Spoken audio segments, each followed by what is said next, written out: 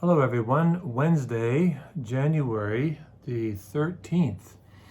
And in the gospel, there's so many things that can be focused on in this Minute Plus meditation.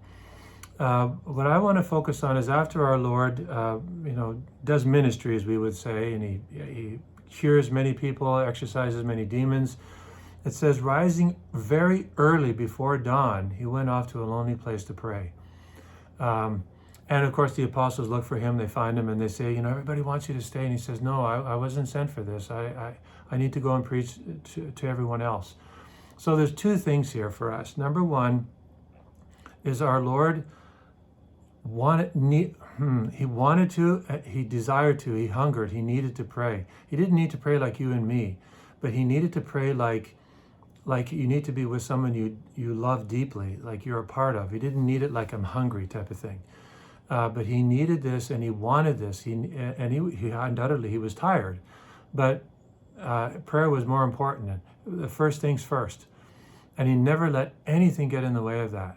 Even if he spent extra time with people, he would go off to a lonely place late at night or early in the morning, and he would pray. That's a real model for you and me. We need to interiorize this in our life. And like no ifs, ands, or buts, we can't negotiate with this. Wherever we decide or make time to do it, it needs to be almost immovable.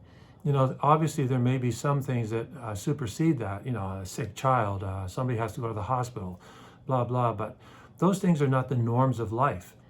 We don't let things become norms if that means they're going to take us away from the time I need it, you need it to pray, to be with our Father in prayer.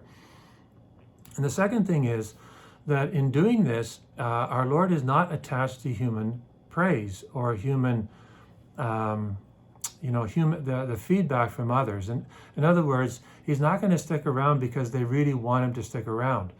And it's not a bad thing in and of itself, but he's got a mission to fulfill, and he's not going to lose sight of his mission.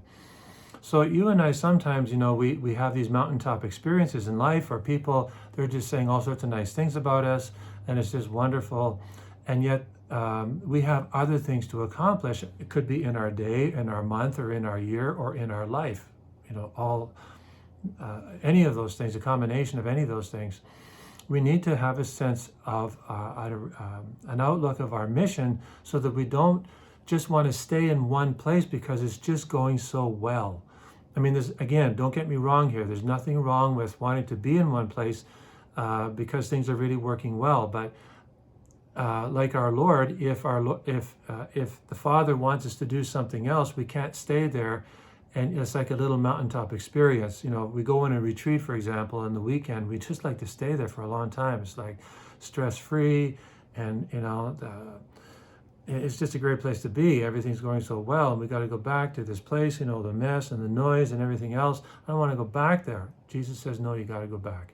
You can't be fixated on one place. The one place we really want to be fixated on is heaven, and doing our Lord's will. So if we fix on that point, then we can handle all the things, along the way of life. So like Jesus, we carry out our ministry, our work, our busyness, but we never lose sight of our need to pray, to be with our Father. So he's our fixed point. So whatever you do, I'll say this till the day I die, I'll beat a dead horse until I'm dead. Start with 15 minutes. St. Teresa of Avila, doctor of the church, says, if you and I start 15 minutes and we persevere with this till we're dead, we will go to heaven. Period. Doctor of the church. I say, let's move and shoot for the holy hour, but let's start at 15 minutes. Okay, so really try to do this, and God bless you.